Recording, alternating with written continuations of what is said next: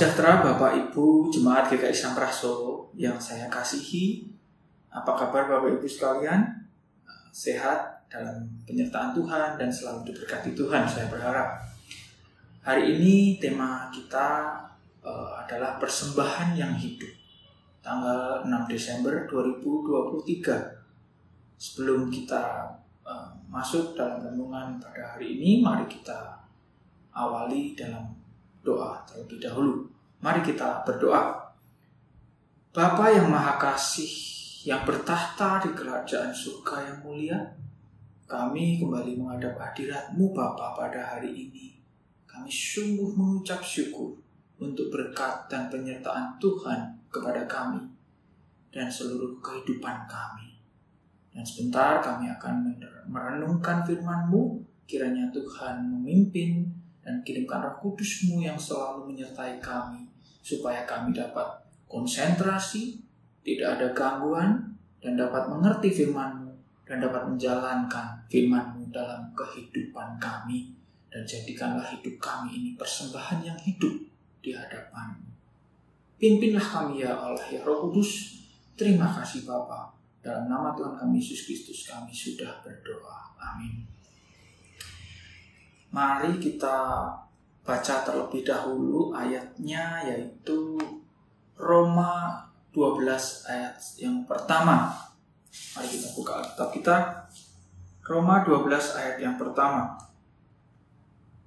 Judulnya persembahan yang benar.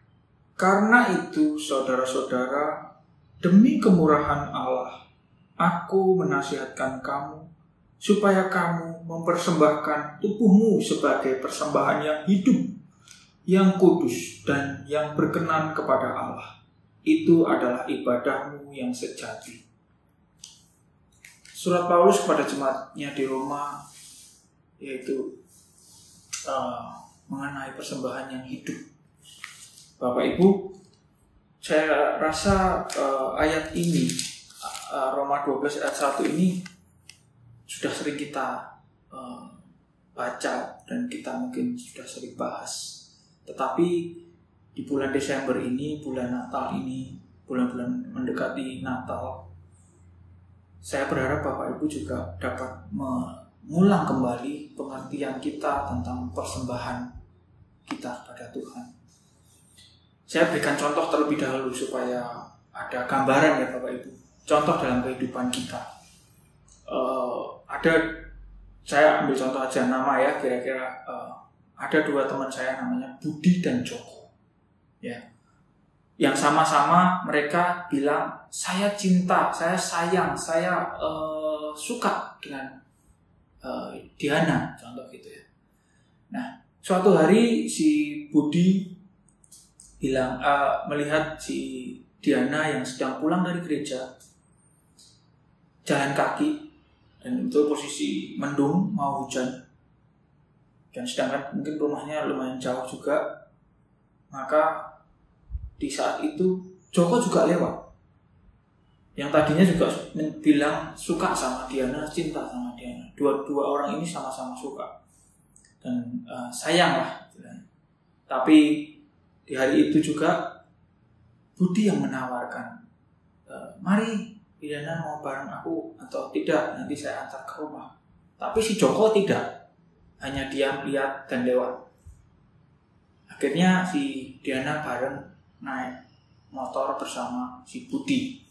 Nah, di lain waktu lagi, kejadian lain, si Diana ini tidak membawa uang waktu membeli makan di kantin. Tiba-tiba di sebelah juga ada Budi dan Joko, yang mana mereka teman gereja, yang mereka juga bilang katanya sayang dua-duanya ya, seperti yang saya sampaikan tadi. Lalu Budi menyodorkan, mari Diana makan bersamaku, nanti biar aku yang bayar. Dia juga memberikan, walaupun Budi sendiri juga mungkin uangnya mepet misalnya, tapi dia mau berkorban untuk si Diana. Ya udahlah, kita bagi dua roti ini, atau minum atau bagaimana lah, kita pokoknya sharing mereka. Tapi si Joko diam aja. Baik, itu kan.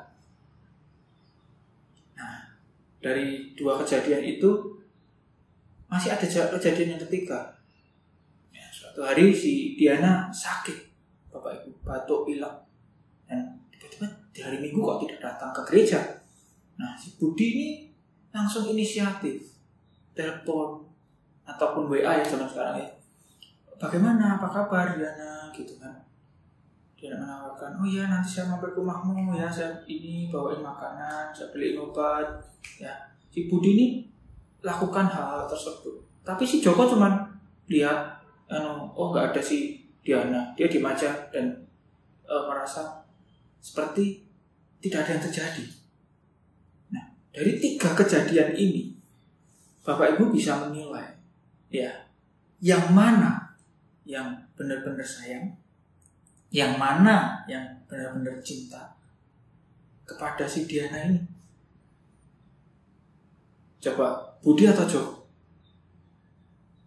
Kalau Bapak Ibu lihat saat ini, pasti kan kita berpikir Budi. Dan itu memang Budi yang sayang dan cinta. Tapi mereka berdua sama-sama mengatakan sayang dan cinta kepada si Diana. Nah, dari contoh ini kita tahu yang mana yang menyayangi atau mencintai si Diana ini, yang mempersembahkan hidupnya seperti kita kepada Tuhan Yesus. Dalam kita melayani, bukan hanya kita melayani, nyanyi sudah pulang, kita tidak menghidupi hidup kita sama Yesus. Roma 12 ayat 1. Orang percaya seharusnya mempunyai keinginan tulus ikhlas untuk menyenangkan hati Allah dalam kasih, pengabdian, pujian, kekudusan, serta mempersembahkan tubuh untuk pelayanan. Nah, seperti tadi Diana dan si Joko tadi dan Budi, yang mana yang sudah memberikan hatinya, ya, mempersembahkan, kayak si Budi tadi kepada Diana, dia mau memberikan makanannya, berbagi walaupun dia juga tidak punya uang atau tidak punya makanan banyak, dia mau berbagi.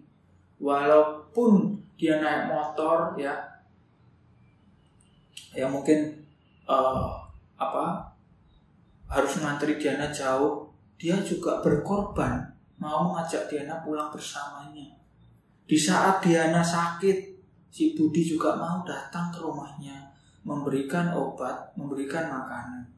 Nah, jadi kita dengan Tuhan itu dalam kehidupan sehari-hari kita bagaimana? Sudahkah kita menjalani kehidupan ini sesuai dengan Tuhan Yesus yang sudah lakukan, ya, mengasihi kita, mengasihi murid-muridnya, ya kan?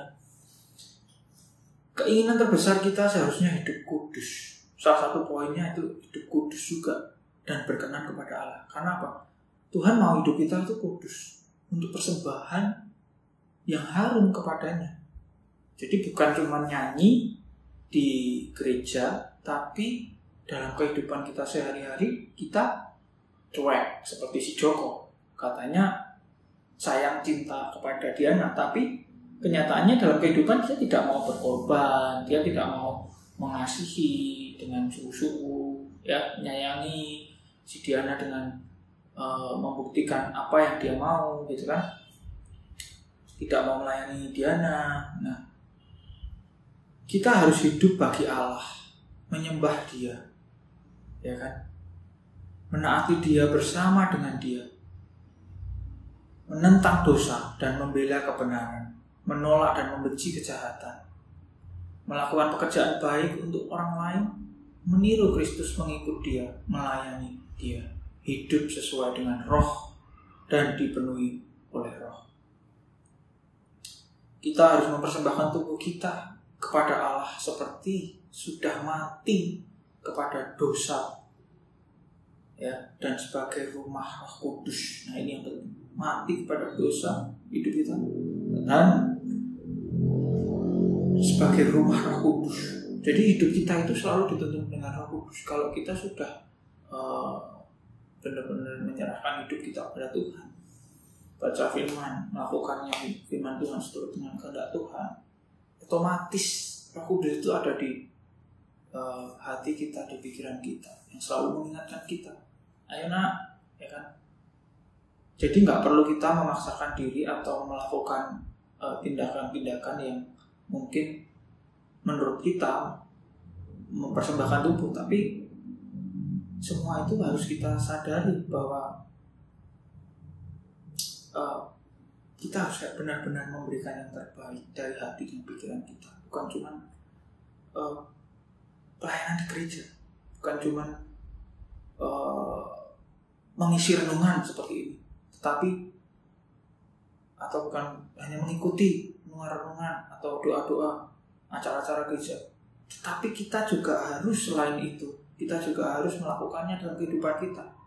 Renungan penting, acara-acara gereja penting. Kenapa? Itu untuk menguatkan kita dan untuk kita berbagi, sharing dengan jemaat yang lain, bertemu dengan yang lain untuk membagikan apa yang menjadi berkat Tuhan kepada kita sharingkan kepada mereka. Seperti Tuhan Yesus katakan, orang-orang muridnya atau bukan muridnya, kita lihat dari mana? Buahnya. Ya, pengikut Tuhan yang benar adalah mereka yang sungguh menyembah Tuhan di dalam kehidupan mereka. Sudahkah mereka melayani, mengasihi seperti Tuhan Yesus melayani? Ya, seperti poin yang sudah saya katakan pertama tadi. Persembahan yang sesungguhnya adalah bukan dari nyanyian yang bagus, keren, tapi bagaimana kita menghidupi firman dalam kehidupan kita. Marilah kita memberikan persembahan yang harum di hadapan Tuhan melalui kehidupan kita sehari-hari. Bagaimana contohnya? Seperti yang dilakukan si Budi kepada Diana tadi. Ya, kepada Tuhan apalagi? Ya, yang memberi kehidupan kita, yang memelihara. Seperti ayatnya tadi kita baca kalimat ayat yang pertama tadi ya, ada kalimat supaya kamu mempersembahkan. Nah ini, karena itu saudara-saudara, demi kemurahan Allah. Nah, demi kemurahan Allah. Karena itu, jadi kata-kata karena itu kan dari ayat yang pertama, pasal yang 11, ayat yang ke 25 hingga ke 36 itu mengatakan ada kata-kata karena itu. Jadi kan itu menyambung dengan pasal yang sebelumnya. Lalu kalimat yang kedua adalah yang saya tekankan, kemurahan Allah, ya, demi kemurahan Allah. Surat Paulus, jemaatnya di Roma ini, surat Paulus mengatakan demi kemurahan Allah aku menasihatkan kamu, itu demi kemurahan Allah. Jadi Tuhan sudah memberikan anaknya yang tunggal dulu kepada kita, menebus dosa-dosa kita. Jadi betapa cintanya kita kepada Tuhan. Dia itu sudah ngorbanin anaknya loh. Ya, contoh, kita yang mencintai orang yang belum berkorban untuk kita. Seperti kayak Budi sama Diana tadi aja bisa begitu. Nah, kalau kita, Tuhan sudah mengorbankan anaknya, kita harus lebih dari si Budi mencintai Diana. Betul nggak?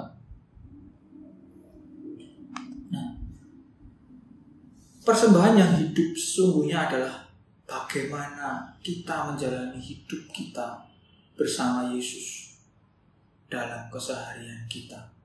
Nah, marilah berjalan bersama Yesus dalam hidup keseharian kita. Bapak Ibu, ingat, ini kan Desember. Kita sudah bersyukur Tuhan sudah berikan kehidupan kita dari Januari sampai hari ini. Ya, dari kita lahir sampai hari ini. Dan Desember kita merayakan Natal. Mari kita koreksi diri kita juga. Sudahkah kita mempersembahkan hidup kita kepada Tuhan? Dan bukan cuma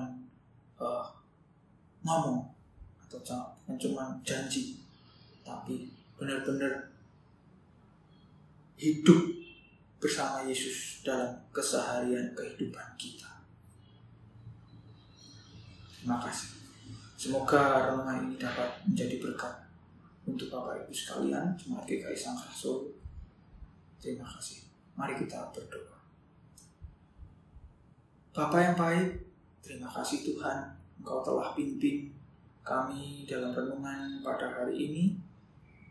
Kiranya Tuhan memampukan dan Roh Kudus memampukan kami untuk melakukan dan mempersembahkan hidup kami kepada Engkau dalam kehidupan kami keseharian, dan bukan hanya dalam gereja atau dalam acara-acara tertentu, tetapi dalam kehidupan keseharian kita, untuk kita mau berjalan bersama Yesus dalam kehidupan kita dan menolak dosa-dosa.